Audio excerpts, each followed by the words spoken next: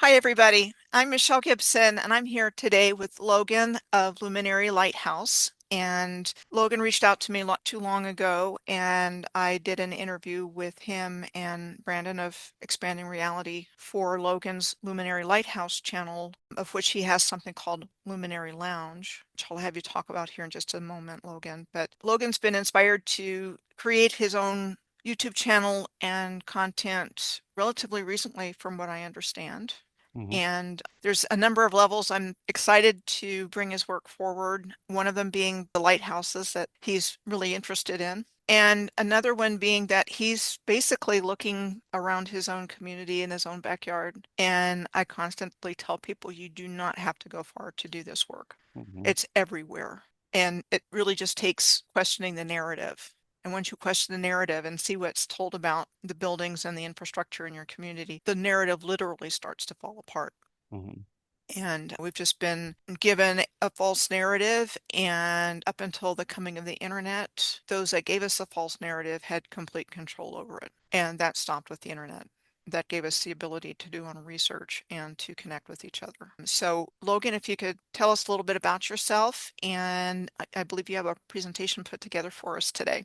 Yeah, I do. I do. And thank you, Michelle. Michelle is the reason my name is called Luminary Lighthouse because I've been watching her material for years now, and her lighthouse theory just blew my mind. It really blew my mind, and it made a lot of sense. And I'm going to show you my area in Texas. It's Matagorda County. There's a big bay right there. There's airports all around. It points to a lot of your work, and I show y'all some of the anomalies in my area as well. But yeah, I have a TikTok channel called Luminary Lighthouse as well. Then my YouTube, of course. I've started interviewing people on my YouTube channel.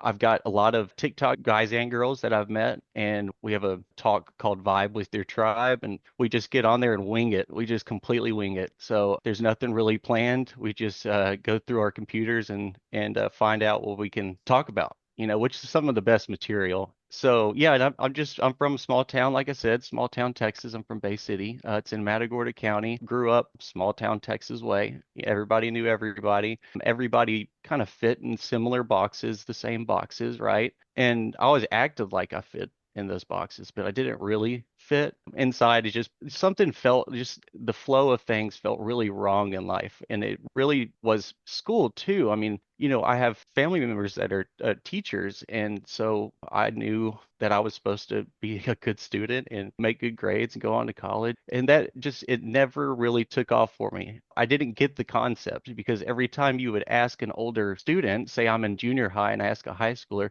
well, how'd you like high school? They'd be like, well, I just did what I needed to do to get out of there. You're like, well, what? So you didn't, did you learn anything? No, I did what I needed to do to get to college. And then you ask the college people and they say the same thing. And my Virgo practical mind just would explode. Like, then why are we doing this? Why are we doing this? And then history, I loved history, but it was boring. So after I was out of high school and college, I never really looked back at it because it's just repetitive stuff. And we're just all supposed to regurgitate the same stories over and over again. And my channel breaks a lot of those things apart. For instance, I found an article about the Alamo and how all the missions in San Antonio have tunnels running through them. Of course, Michelle, you know about the tunnels earth-wide.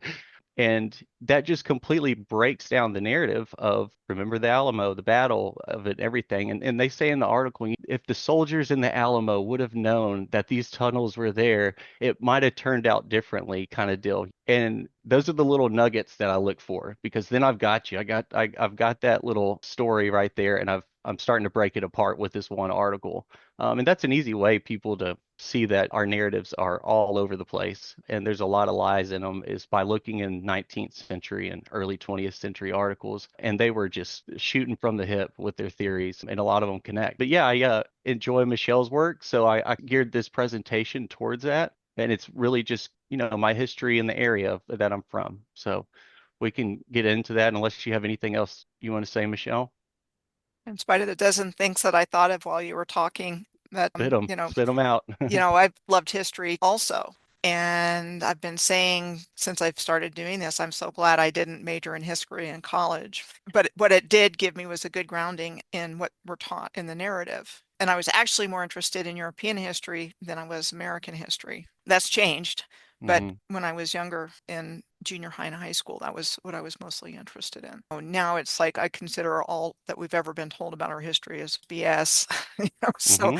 and now my work is kind of focused on initially what tracking ley lines brought forward for me, which was a ton of information. And now that I've been doing this work for years, it's I start to drill in deeper. And we were talking before we started this portion, my videos have gotten longer, especially with this series I'm doing on the Great Lakes, where I'm going around and looking at specific places and features and history. And yes, they're long, but there's so much information that's just falling out from what we're told and what the patterns Hmm. are. And, there's just a ton of The infrastructure, yeah, alone is, yeah. of nuggets of Hmm. truth to be pulled from studying this region in great length, which ties directly into the lighthouses and railroads and waterfalls, because it was all connected to this energy grid. And I'm just seeing the destruction of the grid as creating what we see in the world today, including the Great Lakes. But Yeah. that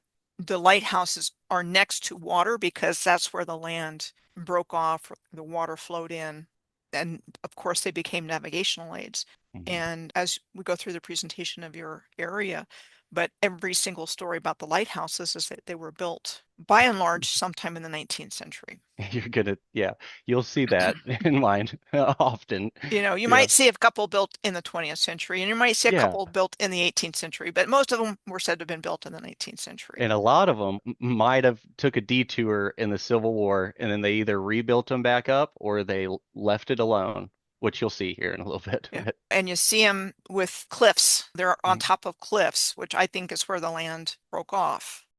Or you'll see them in the middle of water on a mhm, rock. mhm. Yeah. Just like the land sank around them. And Yeah. I think that's exactly what happened. But I'm going to stop talking and go ahead and That's let you fine go with me. ahead, go on with your presentation.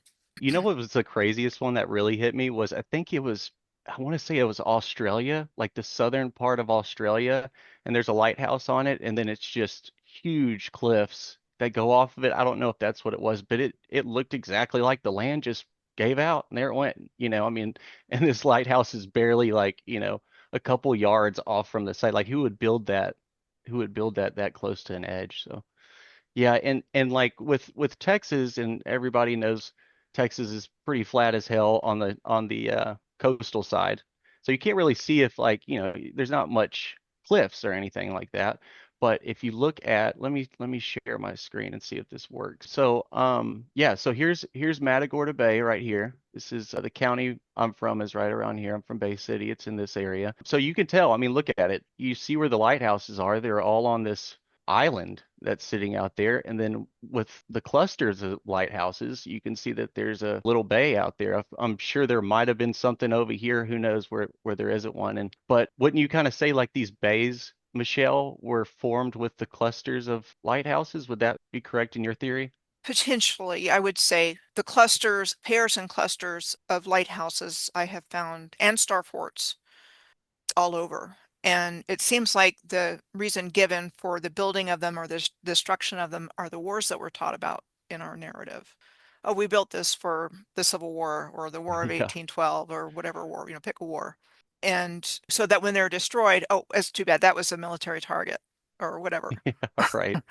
So yeah, potentially. And I wonder about barrier islands down there too, along the coast of the Gulf. Yeah, from above, when you think of it this way, it really looks like that happened in my eyes. And then, of course, if you go, and I'm sure your audience, just to let you know, this presentation was kind of geared toward like, my newbies and stuff on my channel, which I have a lot of, and I love that I have a lot of newbies in it because you can start fresh with stuff. So a lot of it's starter stuff, but it'll be fun to go through. So going from, I guess, the 1500s up, you've got maps just changing heavily, and especially on the Gulf Coast. So this one, and then of course the ley lines going across it, right?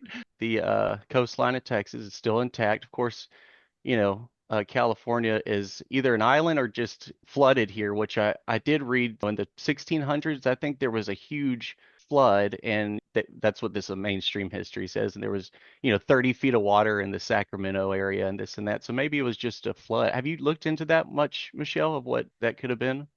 I just completely question what our historical narrative tells us in terms of books and literature from that time period, like the 1600s, and maps, because they can both be tools of narrative change. Of course. And so I just kind of go with it. And, I know my research went to a whole new level when not only was I looking at the ley lines on the land, I started looking at what was under the water. Yeah. And Yeah. then that brought forward all kinds of new information that I had not been paying attention to before. Of course. Yeah. You know, Yeah, of course. even in the middle of the Gulf of Mexico, might want to look it up. I think it's called the Flower Banks National Marine Sanctuary. You might want to check that out.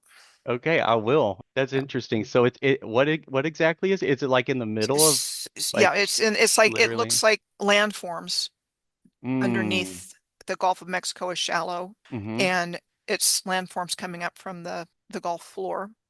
Okay. And I can remember going to the beach in the Gulf Coast beach in Florida when I was growing up. That's my mom's family's from Florida. And it's so shallow. Yeah. You could walk out really far Oh yeah. and it'd be up to your Yeah. ankles. Yep. At the Yep. time, I'm, oh, wow, this is cool. On the Atlantic side, it's like waves and deep, Yeah. and you got You to be ain't walking. careful, Yeah. rip tides and all that stuff. But these shallow areas, these shelves and so forth, again, I think speak to this land Well, that's submerged. yeah. And when you look at like Google Earth, you can see these anomalies out in the ocean. You can see these big humps in the ground. You know what I mean? When you can see the depths on Google Earth, it'll show kind of the landform underneath from above, and it just looks like there's a bunch of really infrastructure in some places. But anyways, we'll keep going. So this map's 1630, somewhere around there, early 1600s. This is 1683. Look at the coast. Gulf Coast right here. And of course, you can blame it on the cartographers back then just didn't know what they were talking about or didn't know what they were doing, which in some form or fashion, I would agree. I think a lot of these are really, it's a little too much at times, but how do we know that, honestly? How do we know that? Especially when it keeps changing and it almost seems like there was multiple events. Look at the islands going across right here in Texas. And that looks way farther out than the original, what it does today, of course. So this is Matagorda Bay area. This is Matagorda Bay. Now, this area is going to be kind of what we're going to be diving into. And then this is Matagorda Island that goes down here, right here. But this is the Colorado River that dumps out. Okay, these little three lines right here, that looks man-made 100% to me. And this is an 1833 map. Well, today those lines aren't there. This little cut that goes around it isn't there, but you can find a lot of that. But anyways, so 1833, it looks like that. And then you go to 1842, and this part is connected, whereas this part was broken off right here. You see this? So that's going to be Powderhorn Lake we're going to talk about soon. Okay. So that's only in a whatever 10-year period that it's changed drastically over here. And I know your cataclysmic ways of thinking was early in is it the 1400s, 1492, right? I think that's the new timeline they gave us. Yes. 1492 to 1942 was 1717 as the midpoint year. And then they built their new narrative around that. And I think at some point before was backfill, and at some point they wrote themselves into it. Yeah. And so, like in the 1840s, you mentioned there were a lot of scientific explorations going on with the United States, with Great Britain, and with France, for example, where they were sailing literally all over the place. Yeah. And they were going to the South Pacific and Australia and New Zealand and the Indonesia and the islands of the South Pacific. And I think they were, okay, what's here? This place has been destroyed. Let's What's check it out. left? Yeah, let's check it out. you know, Yeah, let's it seemed let's that way. categorize all the botany and all the animals and the seeds. Oh, and yeah, by the way, the people and Hmm. bringing us new people, presenting them as savages, whereas I believe the original people were the actual builders of this amazing civilization. No But doubt. they had to kick them back to the Stone Age. And I think our view of them is like Masonic Hollywood and books 100%.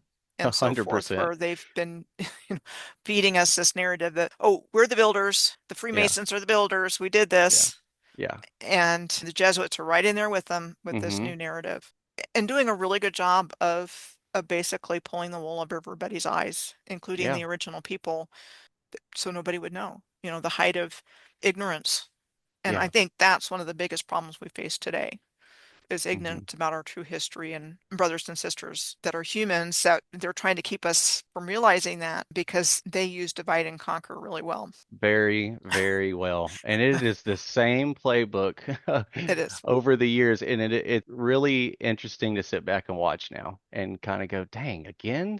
And you just kind of want to grab people and shake them like they've been using this for years. But that's why we do this. I haven't told anybody really in my family. I haven't told any of my friends that I do this. I kind of treat them the same way I do as the world around me. They'll find my content when they're ready for it. When the time comes and they run across it, then that's probably the best time for them to find it. Of course, some people have just found out when they were scrolling, but no reason to throw this on them. So, anyways, the coastline was, it seems like it was ever changing. And even in the 1800s, 1852 map, see the Powderhorn Lake right here. It's got all of Calhoun County on the east side of it. And then you go in 1875 and then it turns into what it looks like now. See that? And so I also thought was weird. It looks like the Intercoastal Canal is on this map, which wasn't supposed to be there at the time, but that's exactly where the Intercoastal Canal comes out right here. And it's a perfect little lane right there. And then this is what today it looks like Powderhorn Lake. And I'm sure y'all have heard of maybe Indianola. Indianola was a huge hub. It was second biggest port in the Americas.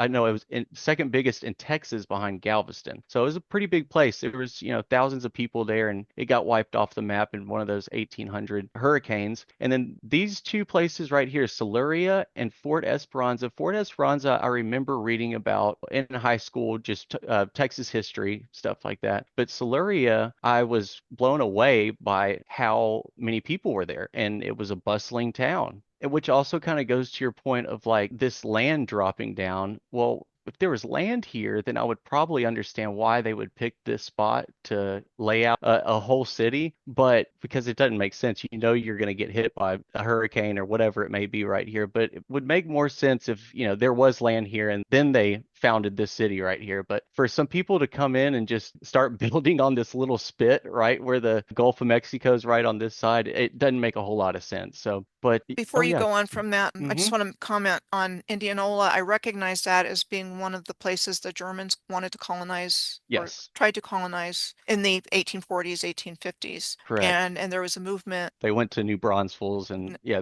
Yeah. yeah, yep, Supposedly they ran out of money or something like that. But it yes. was led by Prince Albert's brother, Mm-hmm. who was, I want to say, Duke Ernst II of Saxe-Coburg and Gotha.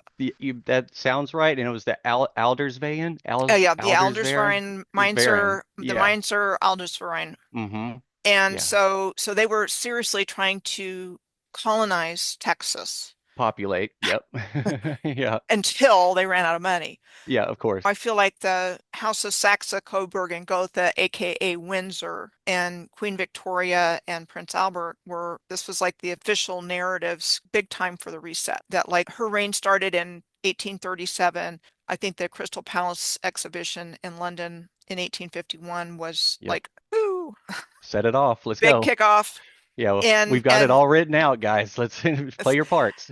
and that the Victorian era was a huge part of the reset, and that the obscure German ducal line of the House of Saxe, Coburg, and Gotha was actually replacing the original royal families of the world. And they were erasing the civilization and the hereditary leaders of it. Hmm. And I believe that is connected to the House of Solomon and the original 12 tribes, which I believe Yeah. were worldwide. And then the Rothschilds stole their identity, Khazarians or whoever Yeah. was behind that, Whatever as title. Yeah. Jews, and Yeah. we're the chosen people, and completely obliterated the original tribes of Israel. I think you get the word tribe for Indian tribe, Hmm. it's the same idea, and I think it's just another part of this cover up. Yeah, there's a lot of connections with the 12 tribes and Indian tribes in North America. And even like on some of their flags and stuff, I can't remember, I'd be lying if I said the tribe, but a lot of the symbolism is very, very similar to the 12 tribes and what their symbols were, right? Their flags. Very interesting stuff. But yes, the Germans mainly came in through Indianola, supposedly. And they also, I think I have a photo coming up. Well, I'll save it because I got some more stuff coming up on Indianola Indianola we'll talk about. But another interesting thing that I learned and didn't know was a deal was that in the early 20th century, there was a huge Colorado River log jam. So this is Bay City, where I'm from. Matagorda County is right here. Indianola's over here. And so the Colorado River goes 800 something miles. I mean, it's a huge river. And there was a huge, huge log jam, 45 miles long upstream. So these little areas right here. And supposedly the earliest recording was 1908. Who knows if that's the truth? But and then they removed all of this in 1925 to 1912. But on top of this one happening, there was also one on the Red River, which is the river that separates Oklahoma, where you've lived before, Michelle, and Texas, in North Texas. And this one was supposedly removed in the early 19th century, but this log jam was 160 miles long. And it just seems like that is a cataclysmic event sounding red flag to me. Have you ever heard about those, Michelle? The ones that I've been looking at have been from the logging industry. Okay. And when they get to a place and they set up their sawmills and they proceed Yes, to of cut down all course. the trees and Yeah. fill the rivers with logs. So I'm And then familiar with send them that. down. Yeah. But if there was a log jam on the Colorado River in 1908, definitely things to question. They don't mention anything about logging going on or anything like that. It's just, hey, this happened. It was here. We had to remove it. And I've till this day never seen a log jam happen. So it kind of points to, especially 160 miles long, this Red River one was, and this one being 45 miles long. It seems like that is pointing to something pretty big happened recently, or at least it does in my eyes. But Right. And then just one more thing on that yeah, please. subject are swamps and places called sunken lands and stuff like that. Again, I don't think those are natural. I think those are the result of a cataclysm, just like deserts, Yes. dunes, estuaries. But we're taught it's all natural, so we don't go beyond that. Of course not. Yeah, the best one that, and I think I pointed this out when you were on my podcast, but was Galveston's mud flats, and they're just perfectly caked over mud flats, and it doesn't look normal.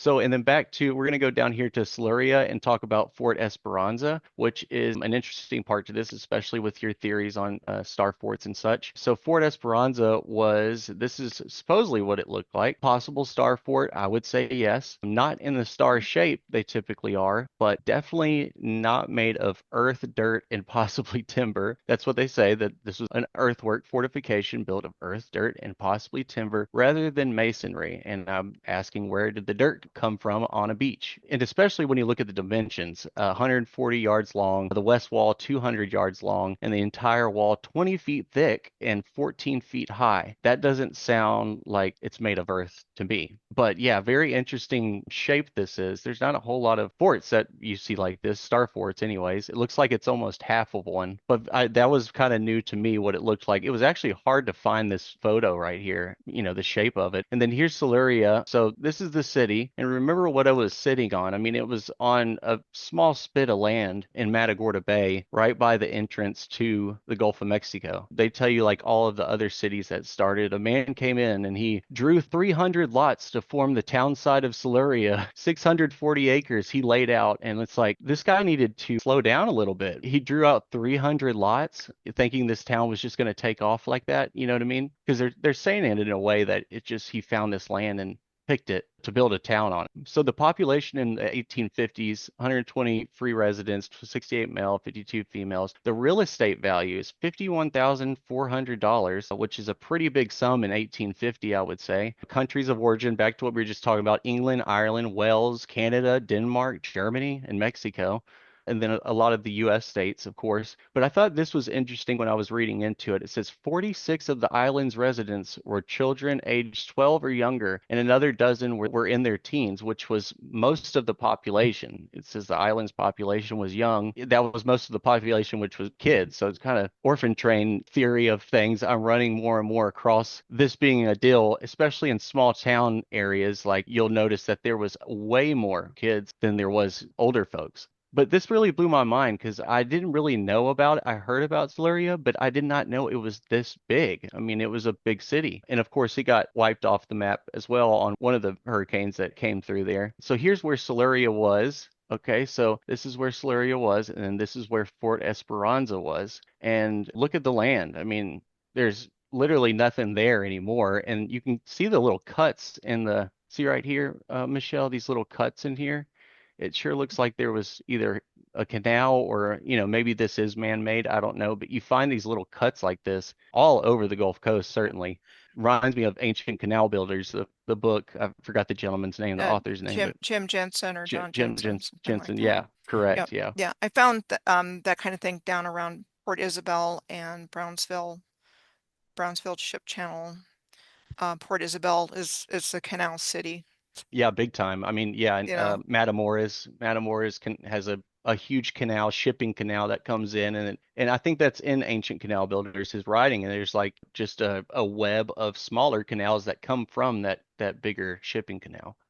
I can only imagine all of that, like how many of those you run into during your research, because I run Yeah, into a ton. yeah, quite a few. Yeah. And I mean, if this was a couple hundred years ago, somewhere that people picked to start a 300 lot town on, of course, there was probably more land there as it shows on the map, but it just doesn't make any kind of sense to me. This is Port O'Connor where there is a town there, but that's not where Siluria was. It was right on this little spit here. Okay, but wouldn't it make sense a little bit that if the land around it just sunk down and there were still the remnants of a little town there, and that's what Siluria was? That makes more sense to me, anyways, right? So we're gonna go to Indianola here. So Indianola was a lot bigger than I learned about in school, located by Port Lavaca, which we just saw, Port O'Connor, Port Lavaca, all kind of the same area. It was founded in 1844, originally called Indian Point, and then renamed Indianola. This was interesting, but often called the Ellis Island of Texas. So a lot of people were coming in. You saw at Siluria, there was a bunch of different nationalities there. It served as a major deep water port and gateway for German and European immigrants to Texas during the mid 1800s. And then here we are, the Aldersveren. Here we go, butchering stuff again. Colonization program bringing Germans to the hill country. So, and that's a very interesting story. I mean, the hill country of Texas is still till this day very, very German. And the whole kind of narrative around that is very mysterious. I would love to try to go into that and pick it apart a little bit. But yeah, at its peak, it was the second largest port in Texas behind Galveston. So that was correct. And the population was kind of around 5,000 to 6,000 for one of those nasty hurricanes came through and decimated it. I think the last one was 1886, I believe. But you see the main street right here. These are looks all wooden, right? Looks like all wooden buildings. Then you go to what the courthouse was, and here you go, side of the courthouse. That's a little piece of it they let us see. And then this is also the outline of the courthouse, some pretty big stone. And as we all know, when you look back into the 19th century, there's a lot more stone than they want to tell you. The wharf and the pier that was poking out right here, it was significant. It was huge, extended hundreds of feet into the bay. Many commercial buildings were around warehouses were made of important brick or stone ballast from Europe, supposedly. Yeah, so a very interesting city, lot of history here. And here's a store stone right here.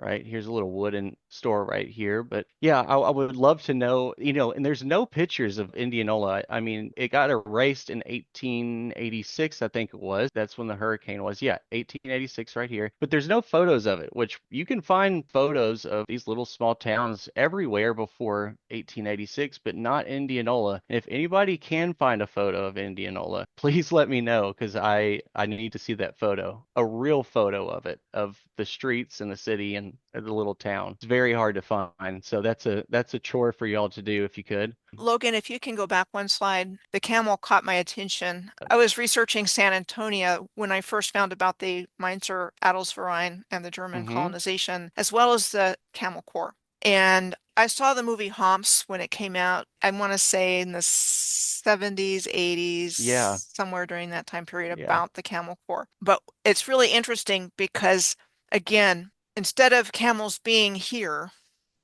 You're right. they went all over the place to import these Bring them camels. correct because it makes a lot of sense, right, Michelle? Yeah, thank you for making me go back to that. I don't know how I missed that, but isn't that a funny story? And that they were thought they were going to be useful in for the army in doing whatever they were doing in the Southwest. So they Yeah. they they wrangled all these camels and brought them across the ocean. And Mhm. I think it's just as reasonable to believe that they were actually already here. already here. And you find old articles of bones, camel bones being found. I mean, all the time. Horses, camels, a lot of the animals that they say weren't here. If you go again to 19th century articles, they were here because they were finding bones all over the place. But yeah, thanks for letting me go back to that because that's a very important point. And Indianola is very known for this camel pack, which is kind of silly. But yeah, I would like to dig into that a little more, into like the animals that were actually here that we're trying to hide from us, because we know horses. American Indians didn't just grab horses from the Spaniards and then become perfectionists at horseback riding, like Comanche and all that. So very interesting rabbit hole. So Indianola is known for the camels, but also for Mr. LaSalle, which I'm sure you have ran across from a lot. Look at his statue, how it's changed over time. And then this is it today. This looks like a teenager did it or something, but I won't say his full name. But LaSalle Monument was commissioned for the 1936 Texas Centennial Celebration, which I would like to dive into that Texas Centennial Celebration a little more. It's kind of was Texas's World's Fair or exposition, but it's made of Texas pink granite, which you would find out if you look around Texas and read into infrastructure from the 19th century. Everything was made out of Texas pink granite. We got the capital of Texas. We've got Tarrant County Courthouse in Fort Worth which if you haven't seen that courthouse, you need to go look at it. It's a smoking gun for this kind of architecture. It is massive masonry. Not far from Indianola is where Fort St. Louis, where LaSalle supposedly took his men, missed the Mississippi, and ended up in Matagorda Bay, which this whole story, as a kid, I can remember going like, well, how do you do that? That's kind of, asking a lot of questions. He aimed to create a French colony near the Mississippi River, claim it for France, but mistakenly landed at Matagorda Bay. And that's a pretty far off mistake, isn't it? And then, I think it's Monet was his one of his shipmates, and there's a bunch of notes from his journal, and he tells a whole different story of this journey that really LaSalle didn't have a concrete plan at all for the voyage, and goes into it in more detail. It's a book that was translated from French to English, and I couldn't find the title, honestly. I used to have the book saved, but I could not find it anywhere. But it's very interesting to read. It's a whole different story from what we were taught. And Monet, his shipmate, was actually imprisoned when they got back to France because of what he was saying to everybody and what he was explaining happened. I think there's a whole lot more there, obviously, like every other tale we're told. So this is what LaSalle did, everything he did, and this is in an 8 or 9 year period. I recognize the name from the Great Lakes, and Yep, they do with LaSalle what they did with Father Marquette. They've just kind of idolized the guy of all over course, with monuments and memorials and naming ships and everywhere, railroads and and roads, and and and roads, and towns. yep, the towns, Pere Marquette, exactly. Pere Marquette, Pere Marquette. A Jesuit, I have my strong suspicions that they were not holy men. Yeah, I Whatever they think, were, if they even yeah. existed, they weren't Yeah, holy men. exactly. I know. And that's kind of a hard thing in this research of having to go back and forth of telling yourself this is a real story, and then you'll stop and go, well, is it even you Yeah. keep going back and forth. But Yeah. that's why looking at the infrastructure, looking at the lighthouses, the forts, the canals, the architecture doesn't lie. Yeah. So they're trying to push this story on us about how these things were built when we were low tech.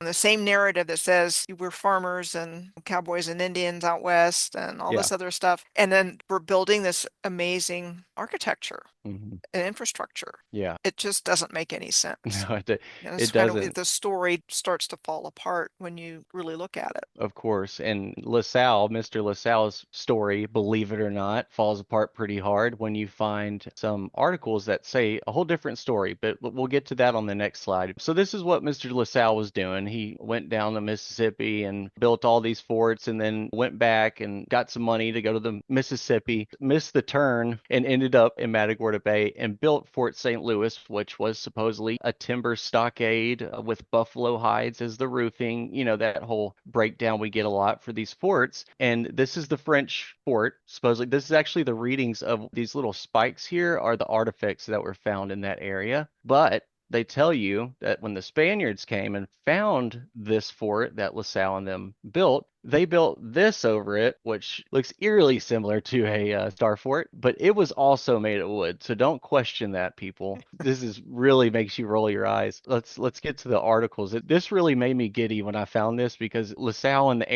our area was talked about all the time. He was one of the heroes that you would talk about in history class. That was Texas history for us, right? Learning all the stories about Mr. LaSalle. So this is another photo of Spanish Presidio that was on the area. This is the outline of it, supposedly, from when they were excavating. But I found this article and the next one. We'll read just the bottom part on this one. It says Dr. Bolton, while doing research work, found a map which confirmed a theory he had developed that the colony was not located on the Lavaca, which is right next to Garcitas Creek, where it was actually found. He went to the spot indicated and found the remains of the old fort. It was 90 feet square with walls 2.5 feet thick of red adobe brick. Well, hold up.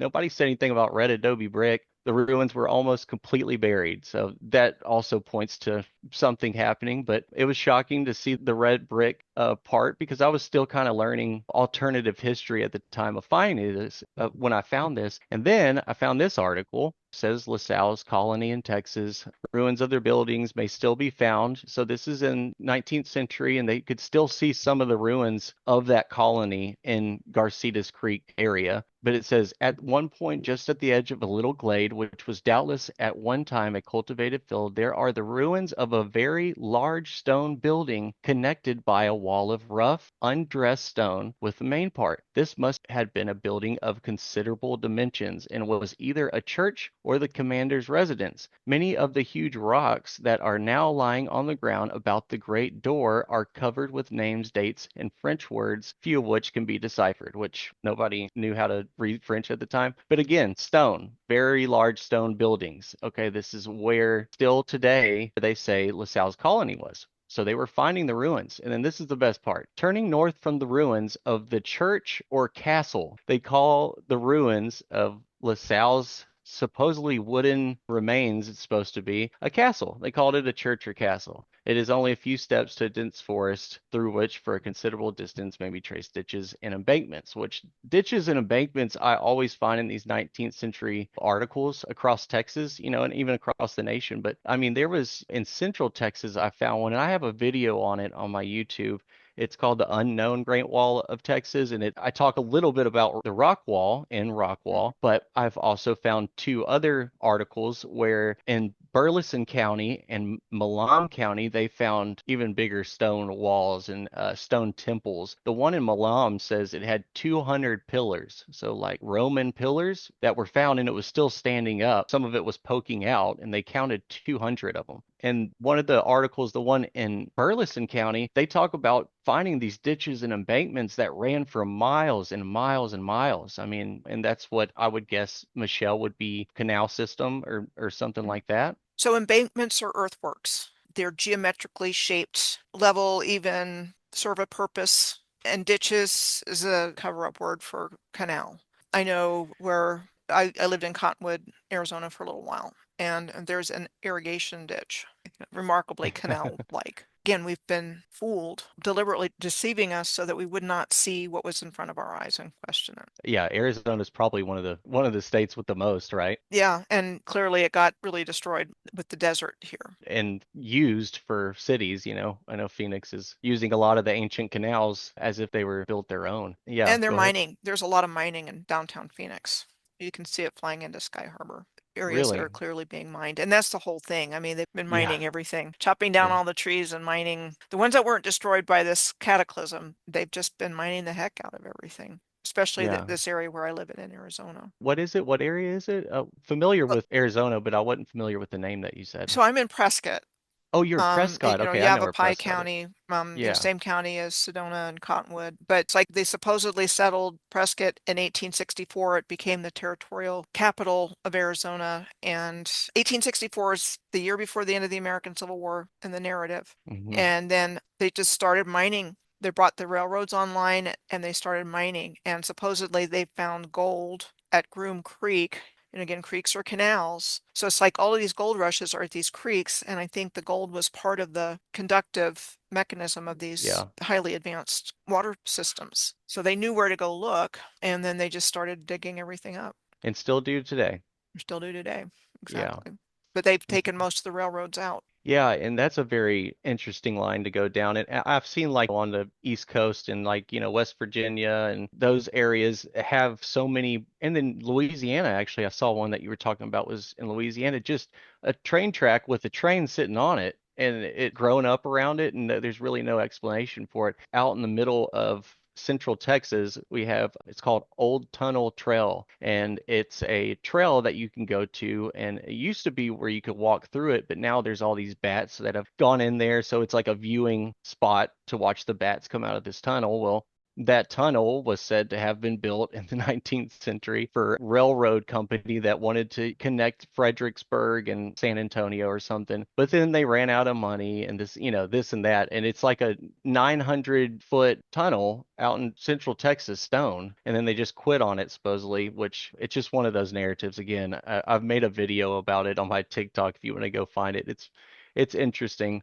But I'm going to skip ahead a little bit and we'll get to the lighthouses. And of course, there's giant bones found all over, up and down the beaches of Texas and inland, right? Victoria, Texas, which isn't far from the area we're talking about. There's a pretty famous finding of these gigantic people. This one right here, Texas Antiquities, you can find that on my YouTube, and I actually read it all. It talks about Matagorda and some findings in Matagorda of some giant bones and this and that. So that kind of goes hand in hand with our research. The timeline of it, it's really hard for me to grasp the timeline of when these people were around, but I certainly run into it a lot. I'm sure you do too as well, Michelle, right? I suspect this happened recently, whatever happened, which I have my own ideas about.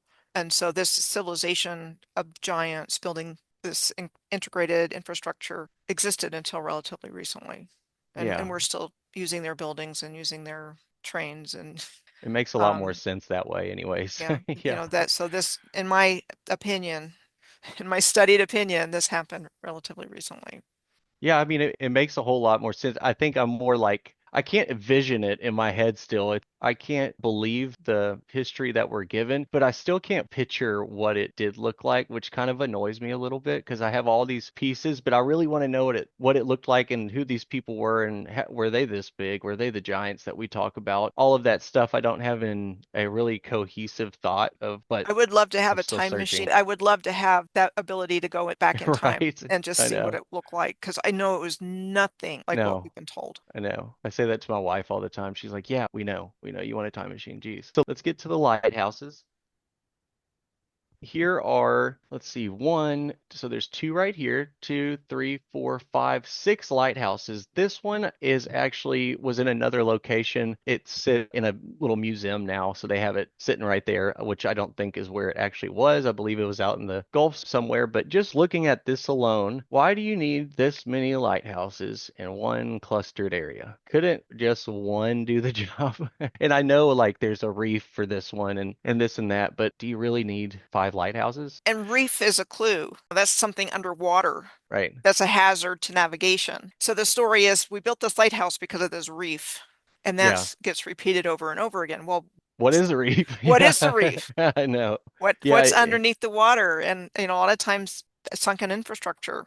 there's a lot of ships that have been found. Of course, La Belle is one of them. That was LaSalle's crew. One of the three ships that came with LaSalle was found over here in Matagorda Bay. A lot of them over by Indianola have been found. And I've read into a lot of them, but they don't show the artifacts too much or like the pictures of the actual boat or a lot of the findings. And I'm always so curious, like what they actually found. But there's a lot of these little reefs, as they would call. I know there's real reefs because I've fished out here plenty of times, but this is what guarantee it. It is something underneath this reef. Coral and oysters, they Oysters, yeah, attach themselves. exactly. Yeah, That's where the reef comes from. They've attached themselves to something there. So you see yeah, that with sunken ships, they've attached themselves to ships. And so whatever's under the water, the reef has grown from attaching to whatever was there. to whatever it was. Right.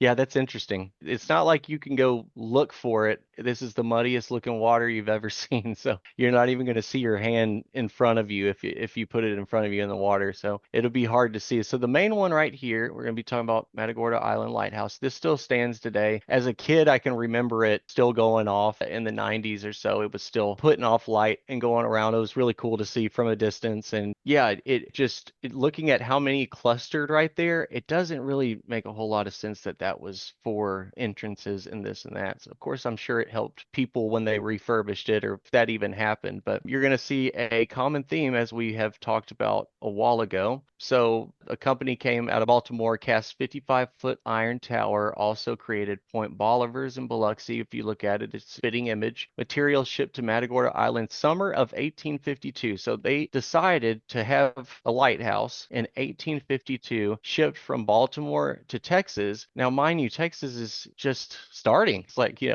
we're supposedly just getting going here, and it's a pretty big operation. And I like how a lot of them are before the Civil War, so they can have them destroyed in the Civil War instead of it being built during the Civil War when there was supposedly a lot of marine traffic going on. That would maybe make a little more sense. But anyways, the tower was built with the iron frame and brick lining, which I would love to know your thoughts on that. One of the lighthouses is still brick, but I feel like they just put the iron around the brick. Have you found that before? Well, I think there were different building materials, certainly different styles of lighthouses. I'm absolutely sure they weren't built when they said they were built. They were already there. So this came up in the time that we talked with Brandon, Hmm. and they've painted a lot of the lighthouses as it seem pretty plain. So we're like you see the Outer Banks lighthouses and they're like Yeah. white with something black going on. I think a lot of them were probably actually made from brick or other stone materials like granite or limestone, and they just painted over everything. And that was my question. It seems like It's that's the case for this lighthouse as well. Yeah. like the lighthouse in your background there. The white and the red Hmm. stripes came afterwards. Yeah, that's interesting. Yeah, I would love to see the actual inside of this. I don't know if people can actually still go over there and if it's a museum or something like that, but it is out in the middle of the island, so it's not like there would be much people going anyways. So 1852, they started building it, and then here's another photo of it. It's a beautiful lighthouse, really, painted with bold white, red, and black horizontal bands. So there you go. You just called it. It used to be painted with white, red, and black. And then they say that the tower was raised 24 extra feet. So they built it in 1852 at 55 feet. Then they needed another 24 feet. So they built it an extra 24 in there, which gave it its long, straight neck, is what they say. And then in 1859, it was installed and activated with its Fresnel rotating lens. And then we're getting to the part that you can, I'm sure, guess by now. 1861, vital navigational point for Union and Confederate ships. So both of them, which I think is always odd when they say, the two were using the same area. And I get the narrative says that one got kicked out and another one was there. But it's also funny, like the whole Texas coast is where they were battling. Like, I don't think you realize how long that Texas coast is. Even just the islands from Matagorda Island tip to tip is a very long ways. And if you have a Fort Esperanza in one spot, I mean, they don't even need to go past Fort Esperanza. They can go through another entrance. The enemy, it's not like that was the one entrance into Matagorda Bay, but the whole thing is just silly. But so the Confederates, of course, soon after it was lit or the lens was put in, they dismantled the lantern and lighting to block Union navigation, which is another silly line. Tower was heavily damaged and left inoperable. Same stuff. It was still standing at 66 to 67, and they fully repaired it, reactivated it, and like I said, it was working up until about the 90s, 1990s. So there's the other two, very similar story. These ones are the Swash and the West East. So the Swash is right in here that you can't see, and then there's the East Shoal Lighthouse right there. So these are the ones that are on a reef or on a infrastructure, who knows? But it was destroyed in 1864, the Swash Lighthouse, of course. And then it was never rebuilt. Funds available to rebuild Swash Light, but relighting delayed due to low priority. I'm sure it was a low priority. And then the West East Shoal Lighthouse. Oh, it's both of them. So both of those lighthouses, see right here, not rebuilt. This one was actually built after supposedly the Civil War. And then Siluria, that area had a lighthouse as well. Can you see that? It's white No, on my. no, Nope, it's not showing. There was a lighthouse in Siluria, and guess what? It met the same demise. And then this is the other one, the last one that was in Matagorda Bay that is actually a museum now. There it is sitting there. But then you go down the Texas coast, and this is the one the brick one, Aransas Pass. And I mean, this looks like it was not messed with that much. I mean, it looks like it might be how it was actually built by the before civilization. Have you seen a lot built like this with I'm the red seeing brick? more looking at the Great Lakes. Yeah, the Great Lakes are crazy with the lighthouses. Hmm. It's insane. They're dotted all over the place. And the shipwrecks, Yep, and and the shipwrecks. notorious for the shipwrecks, Yeah. and so much more. And there are little islands that are out there too. Aransas Pass is actually it's the island that's just south of Matagorda Island that runs down there. So this is more towards like Corpus Christi in that area. I'm sure people don't really know where Aransas Pass is. So that's the Corpus Christi area. But Bolivar Point, this is their lighthouse that they had. The Brazos River, the entrance into the Brazos River, which the little town right there where the Brazos entrance is called Freeport. Some wordplay there. Freeport. It was a free port and was actually called Velasco. Some Texas history buffs will know Velasco from the 19th century, but they changed it to Freeport, which I thought was a funny name for it. Those bandstand slash pagoda looking Hmm. kinds of structures are found everywhere. They serve some kind of purpose, maybe acoustical, because Yeah. that's what they tend to be used for. But they're found next to courthouses, town squares. They're something. Lighthouses, I suspect, were distributing light energy, is my guess on what they were doing as part of the grid system. I'm not really sure about these guys, except that they were doing something. Yeah, I mean it really does make sense, especially when you do start to think about the cataclysmic way of them all being connected in some form or fashion, and then somehow making it turn into a negative way, and it leads to destruction. That's what I think happened. I think everything was perfectly tuned musically and scientifically. It all worked together, and then something happened and it went, Yep. domino effect. It all happened simultaneously. And deliberately is what you are, and I know the whole storyline to it. And do you think that the powers to be that were pulling this off, that were orchestrating it, do you think that they were, of course they were successful in a lot of ways, but like do you think it all went right for them? I mean, do you think this is It, like, it did for a long time. It yeah. was incredibly successful. Mhm. And they knew that humanity was going to wake up. And so they've done everything possible to keep that from happening. To back us up a little, back us up a So little, so that we yeah. wouldn't wake up and we'd stay asleep and never know what hit us. And so now they've lost control of the narrative and they're exposed. So even though things seem worse, we're actually seeing it now. We're Mhm. seeing what's been going on. And it's a painful time, but we were never supposed to know what was going to hit us ever. Yeah, And so I do think it was a very well organized conspiracy by very evil beings with a plan.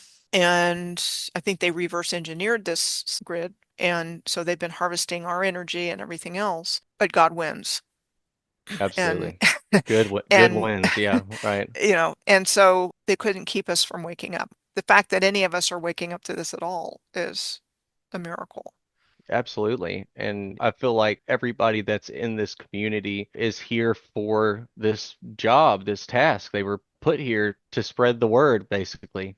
Everybody out there needs to just be throwing theories left and right because yeah, a lot if you know that we're being lied to in some sort of way, then don't hold back. You're not really wrong in this area. People listen to what you have to say and then they kind of either break it down or discuss it with you and move on. Nobody's judgmental. And that's why I love coming on here and just chatting it up with you like this because I know there's no judgment. We're just kind of throwing things back and forth because that's all we can really do. And again, just encourage people to do their own research. Yeah. Don't take what I'm saying, don't take what you're saying. We're doing our best to put together what we're finding and offering an explanation for something that doesn't have words to it yet. That's one of the reasons I'm having to slow down what I'm doing because my brain feels like it's going to explode trying to do this work, going, oh my gosh, and doing my best to put it in an understandable format. But it's like pulling this information from the grave or the Mhm. dustbin of history. Yeah. It wasn't supposed to come back. Akashic records or something. Yeah.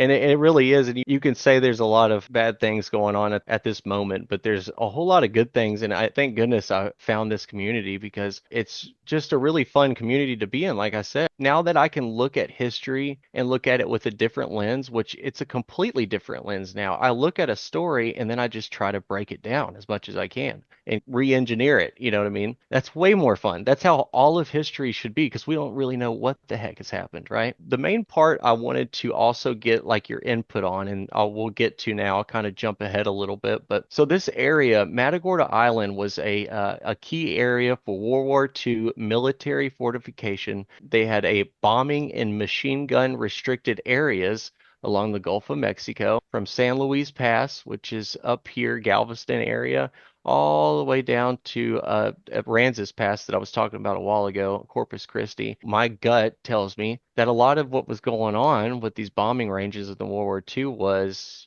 possibly erasing infrastructure that was still there, erasing parts of the old world civilization that were there, because it was a big operation. And now it's all just wiped off. And of course, you can still see the airports, and the airports are still used. But this is Camp Holland. This is in Palacios, Texas, which is in the same Matagorda Bay area. 1925 to 26 opened as Camp Palacios, then changed to Camp Holland. Big place, 400 buildings, almost 3,000 tents, 1,400 acres. There was a lot of personnel here. 14,000. Just the operation was huge. And then, not to mention, on Matagorda Island, there's one, two, three, four airports, and three of the four are military, and they're all in a very small area. Here's the Indianola Gunnery Range.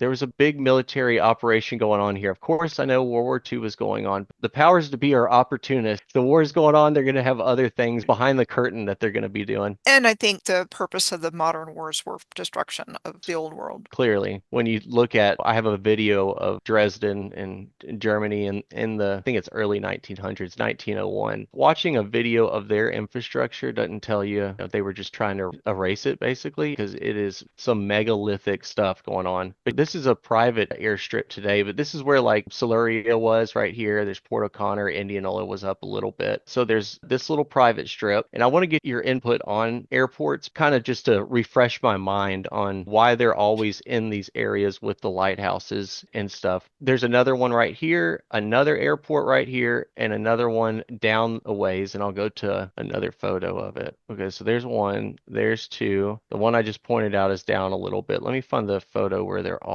on there. Well, I guess I didn't put one. But anyways, It's simple, Logan. It was already there. It was pre-existing. do you think airships were possibly a part of that? I I mean, mean, that could have been, but you hear about the Mianas. It mm-hmm, could have been what we know of as airplanes, and the whole Wright brothers thing is another cover story. But I find airports all over the earth next to places like what you're showing me now, marshy estuary, right. connected somehow to this. Like I said, it's kind of a hard task, those of us that have self-selected to do this work, to just try to piece it together with fragments, because everything in existence has a story to explain it. More recent times, and we're as good as we've ever been, the highest we've ever been, and that's just not true. Yeah. We It, were it way more advanced than we are now. Now we're just like the worst possible version of ourselves, which is what they've been trying to get us towards. Not everybody, not every situation, of but course. collectively, they Yeah. wanted to get us down to the lowest common denominator. I see it as a hostile takeover for the purpose of these dark forces installing their guy over the creator of the universe and using humanity as a pawn. Lead us to nowhere, really, if we let them. And like we just said, I mean, it seems like we're turning a corner in some form or fashion. And if you look at on Matagorda Island, you'll find these little targets still. You can see them and the triangle. There's a little circle target, which I thought was interesting. And you can go up and down Matagorda Island and kind of see like where they were shooting at and testing out stuff, basically. And I've always wondered like if there was actually infrastructure on these islands, just like Siluria was, right? So Siluria, that little town we talked about, was right here. And what if there was a bunch of other little towns just going across this when this was all connected, of course, and they needed a reason to blow it up or get it out of here. It just kind of makes sense to me that that was also another thing that was happening with all these air force bases. And one more thing, and you may Hmm. cover this at some point, but the hurricanes. I think they've been weaponizing weather for a long time, and they're Completely. for darn sure not natural disasters. And so the Gulf Coast was targeted specifically by these hurricanes. Hmm. And I've looked at them, going back to Galveston on up. And if you look at the record of the major hurricanes, they were hitting the same building twice Yeah, right. or more than once Right. over a year's period. It's like they were going the The same same route. exact spot. Yep, yep.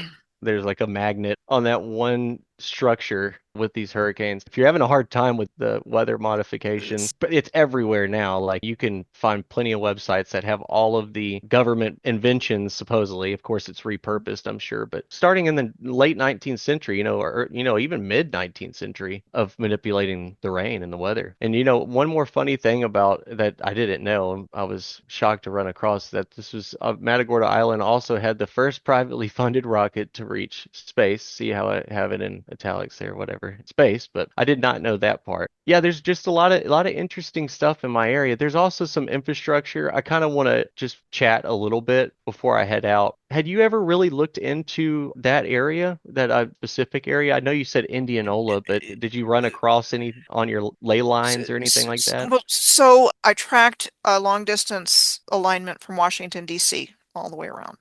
And it took me through Mexico and through Port Isabel and New Orleans. And so that was where I learned about the Flower Banks National Hmm. Marine Sanctuary. And then there's the Pyramid City off the western coast of Cuba. Patterns Yeah, that you're yeah, seeing around where you live in the Gulf of Mexico that I've seen, tracking alignments across Europe, seeing the same things on both sides of the Atlantic when I was tracking a long distance alignment from Teotihuacan to the Great Pyramid of Giza, yeah. and found the same Stuff. kinds of things. And so, just a lot of it is pattern recognition to try to piece this gigantic puzzle back together again.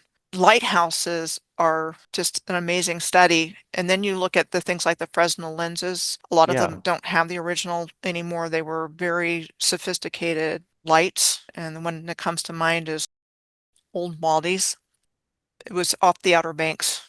And the story was crazy, something about, having two lighthouses was going to confuse mariners. So they took one down. And this one Fresnel light was given to the contractor.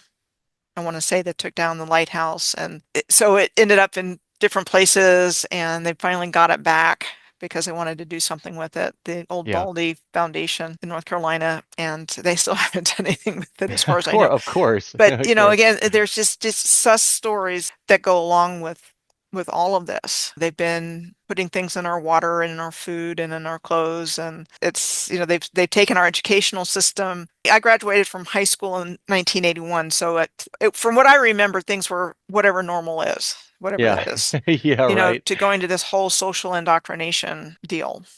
Yes.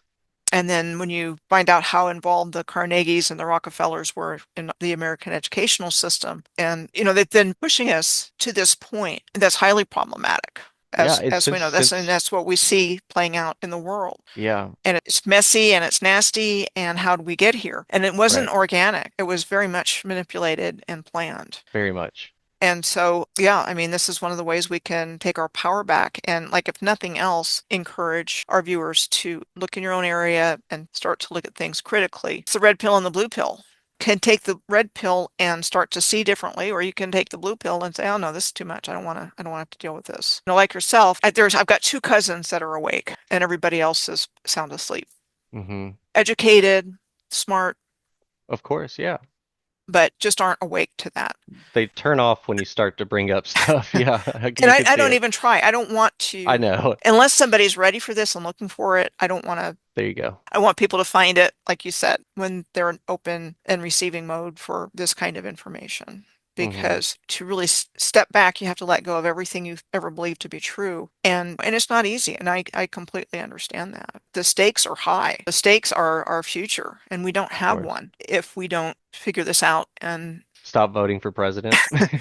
or Yeah. even recognize that the system that we've been raised in was part of the people that brought us the fake history. we're not supposed to know anything real. They don't care if we believe something. They just don't want us to know what's true, What really took place. Yeah, no you doubt. know? And like I'm sure before you started to actually see and wake up and see with this lens, did you have a hunch that there was something wrong, or did you have a feeling? I was brought down this path intuitively and synchronistically. And so my waking up to what I talk about now really started in the early 2000s. Prior to that, I didn't see like I see now, but there were Of things course. in my consciousness from when I was a child on up that relate to this, things that I Yeah. paid attention, that I came across my path. I remember you talking about the megalithic stones when you were a kid that you would see down by some By the creek. river. I mean, Yeah, by the my creek. dad was Yeah. playing softball and I wasn't really interested in that. So I went Yeah, off into that's the what it was. forest and I'm playing Yeah. around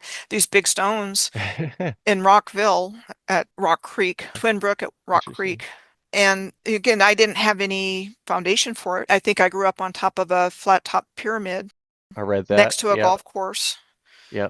And, maybe something was was emanating up from that. I don't know. And like just to jump in real quick, just what you said alone is way more fun living your life this way. Of, that mound over there, that might have been, infrastructure underneath. There might be something from the past civilization underneath it instead of saying that's just a hill, keep walking by. You know what I mean? Once that turns on in your mind, it makes the world so much more curious. It does. And when you just said a hill, there's one at our golf course, which you talked about golf courses and what they were hiding at our in Bay City. It's a different hill than all the other hills, right? That we have. Of course, they're not, any of them are huge, but this one is. And it's the same thing. I just guarantee it. There's got to be something under there.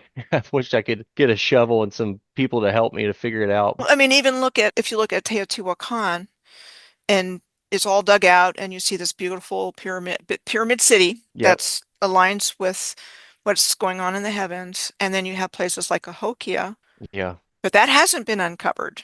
Right. I know. That has not been allowed, but it's the same shape. And you've Yeah. got the staircase going up through the center. And there were other mounds in the St. Louis area. Cahokia is across the Mississippi from St. Cross it. Louis, Yeah. The big but mound. they took them out. Mm-hmm.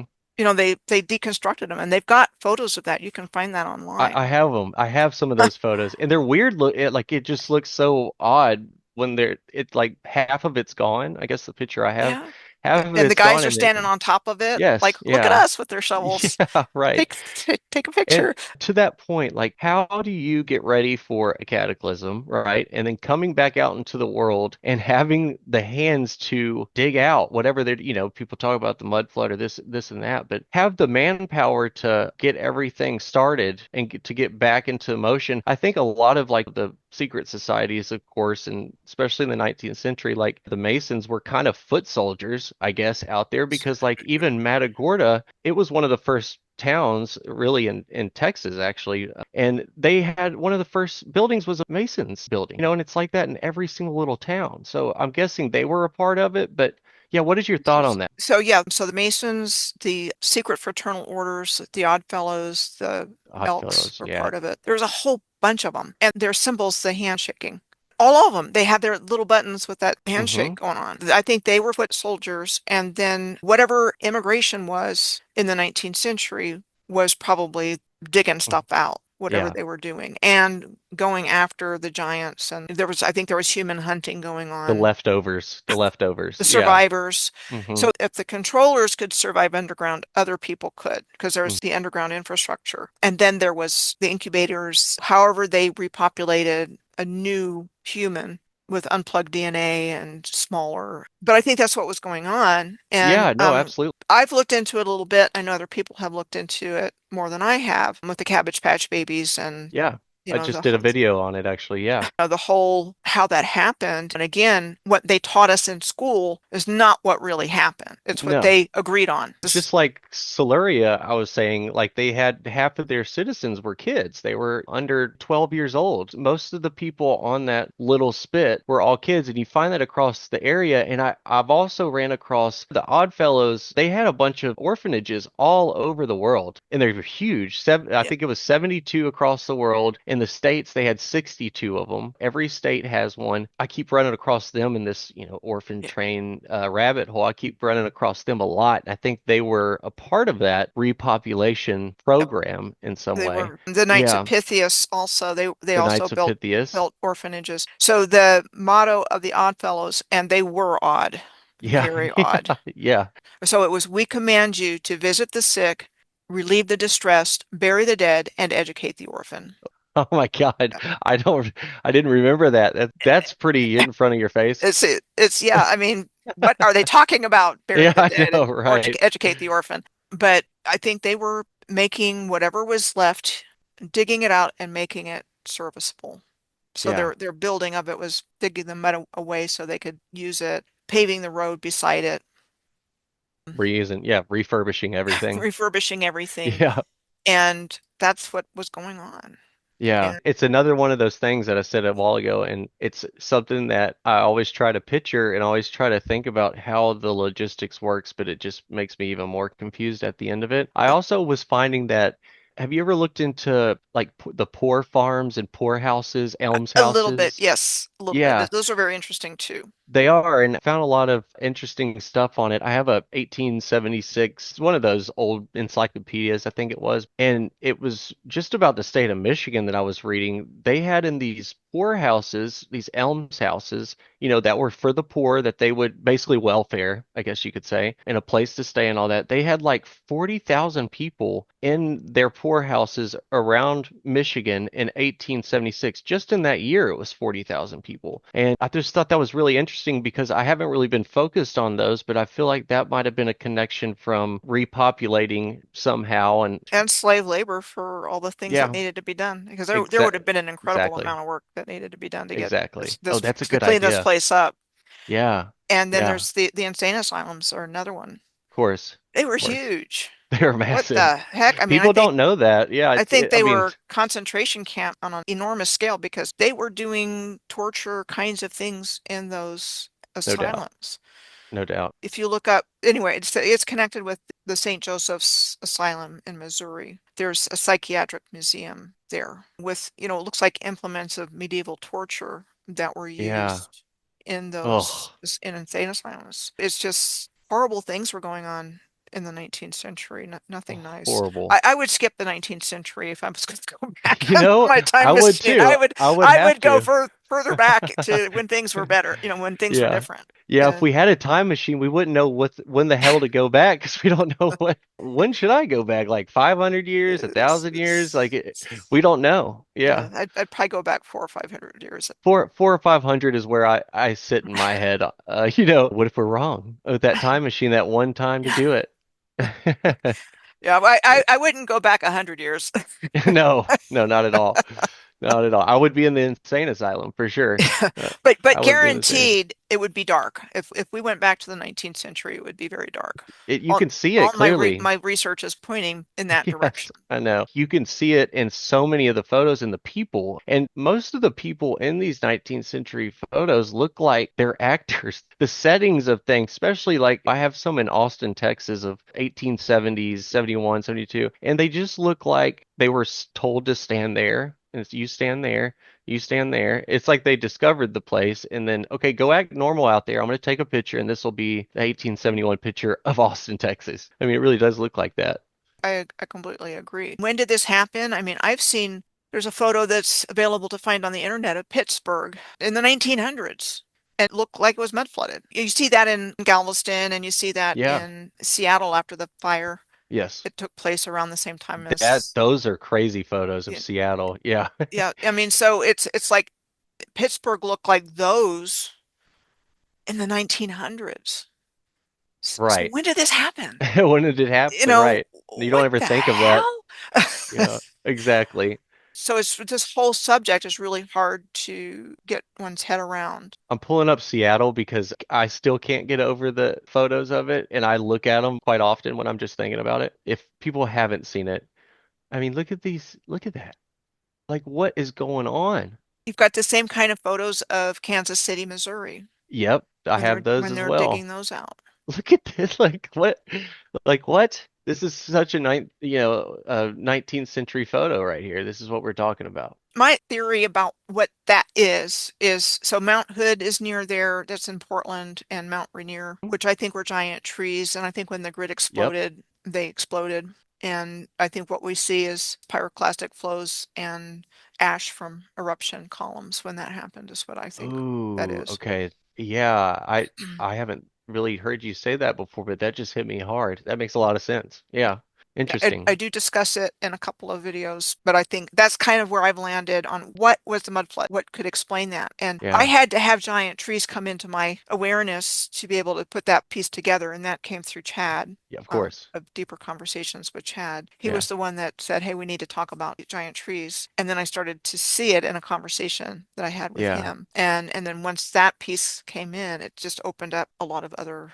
But then see, look, now we're like at a that you bring that in, you're like, I got to start all over. Cool. It makes it even more difficult with the giant trees in it. It does make Actually, it sense. explains so much as part of the energy Yes. grid. Tree energy, free energy. These giant trees, I think, had different elements. So some Uh-huh. had magma, some had water, that kind of thing, but they were part of the energy grid also. And so that piece brought in more. It's just like when I first started doing this work back in 2018, and I was tracking cities and places in alignment. So I was looking at the ley lines, I was looking at the architecture and all that other stuff. Yeah. And I got started on doing that work in 2018, and then 2019, a mutual viewer introduced me to Baltimore Fat's work and Okay. the mud flood, and he was looking at where he was living in Baltimore.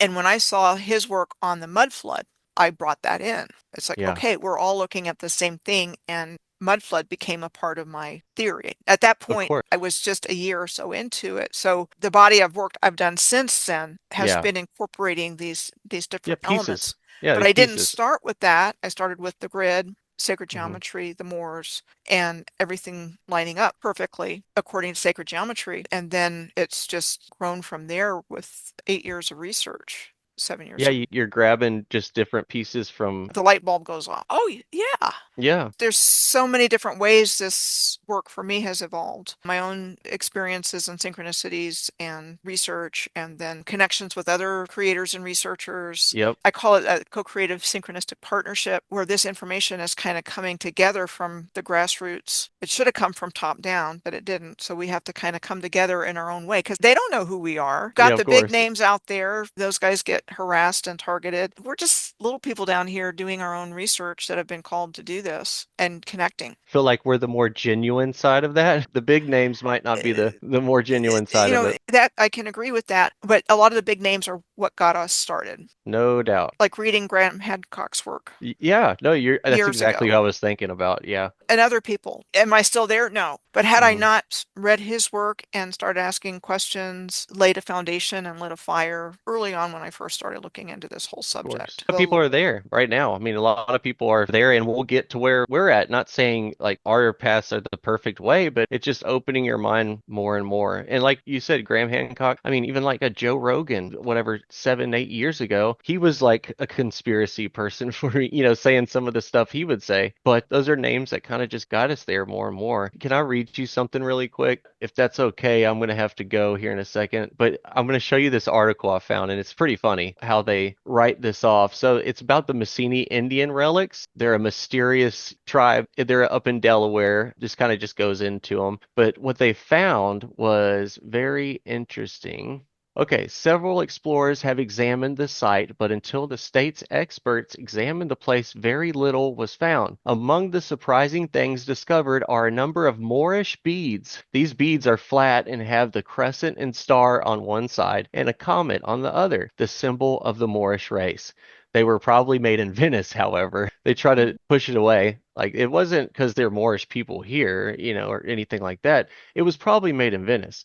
And then they start to say they found a silver spoon, da da da da da. Then the very last part, the last part says the Christian influence had surrounded the good Indians found by Mr. Burmaster is attested to by the number of Jesuit rings which were found about the necks of the skeletons. that's So scary. What were they it's in doing?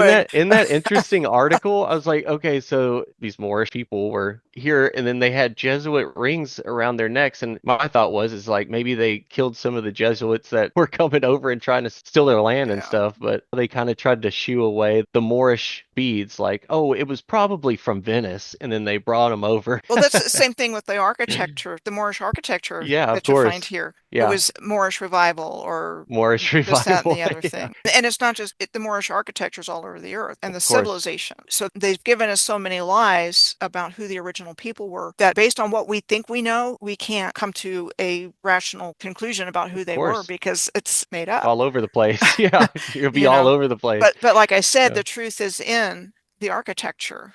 yeah, The you're right. truth is in, this infrastructure is the same all over the earth. The lighthouses, the S-shaped bends of the rivers and Hmm. canals and The courthouses and the the yeah, right. cathedrals and Cathedrals. it's all the same. It is. Yeah. And it's all integrated and it all has a functional purpose. And so unfortunately they turned the functional purpose from free energy into harvesting human energy and all living creatures, not just us, but everything. And so we just have to, it's not easy work. I mean, sometimes I feel like I'm dunking my head in the toilet Uh-huh. and just going, I Same. don't know if I can Yeah. take any more of this, but I just motivated to keep doing it because I'm Fun. not done. I mean, I'm not Yeah. even close to being done. No, And it's like the more I go and the deeper I go, the deeper I go and more comes back. And so I think the only thing that would stop me is if my health completely fails of or course. I'm not going to let that happen, but Yeah, that's it. it, Even with me, I mean, like, it'd be anybody. But you said something a while ago about the synchronicities in your life, how it kind of led you. That's how you got to the waking up point. That hit so hard with me because and it still happens today. But the synchronicities throughout my days when I'm even making videos or studying, studying something, looking into something, those kind of are the things, the nods of the realm that I get from the realm saying you're going the right way or this or that. I get those a whole lot, and I got them a whole lot when I was younger. I just didn't know why I was getting them. I didn't really put any thought into it, but now I kind of see that it was telling me which way to keep going, if I'm going the I right mean, way or not. if you Yeah. had told me 20 years ago I would be doing anything like this, I would have thought you were crazy. Yeah, of course. I Of didn't plan course. it. I mean, my degree's in social work.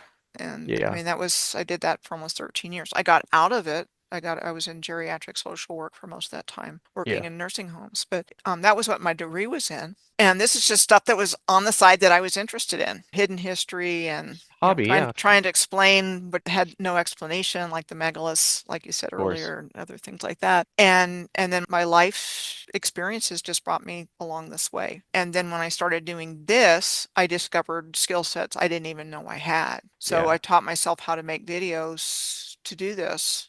Same. The Same. writing came pretty easily. And then within that, found there were talents. No, I'm not a snazzy video maker. Do your I do work. the purpose. I just want to get Totally. the information out there. It's just been an amazing journey, and I wouldn't change a thing. Not at all. You And know, I mean, yeah, I've had some dark time. I think I told you last time I went through a drug addiction for 10, 12 years. I mean, and real bad. I mean, you wouldn't even know who I was if you were to see that old Logan. But and to what you were just saying, I kind of step back and look at it now, and there was all a purpose for it. There was all a purpose to go through that, and I wouldn't change it. I wouldn't change it for the world because now that I'm doing this and I'm in this position talking to you and talking, and my inbox is blowing up with people like, thank you for opening my eyes, this, and this. Now I look back at the dark times and realize that I needed those dark times for the light ahead. Of course, there's still be dark times, of course, but like I get why everything happened and I can see it in a cohesive form now. That makes me feel comfortable to do this every day as much as I can, really. But yeah, yeah, I can definitely relate. The hardest times in my life. I've had an interesting life. I've had a good life. yeah, I haven't had an easy yeah, life. And yeah. so the hardest, darkest times in my life, I can look back, like you said, and see the purpose for it. That at the time, it's like, why am Me, I going through this yeah, right now? And it's an exciting time to be alive and a great time to be a truther it is. because we don't sound so crazy anymore. For Yeah, those right. with eyes to see and ears to Yeah, hear. of course. I was gonna say some people maybe, but yeah. Anyway, it's been great having you on, Yeah, Logan. thank you, Michelle. And if you want to do another Please, interview sometime, let me know. I would love For to.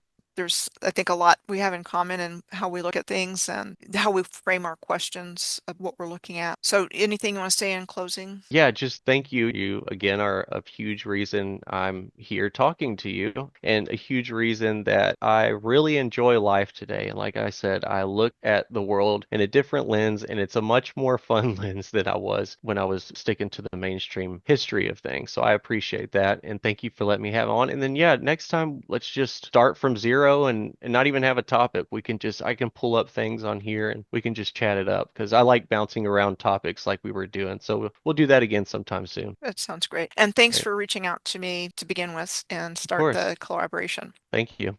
Thank you, Logan. We'll keep Enjoy in the rest of touch. your day. Thank Okay, you. you too. Yes, we will. All right, Okay, bye-bye. bye-bye.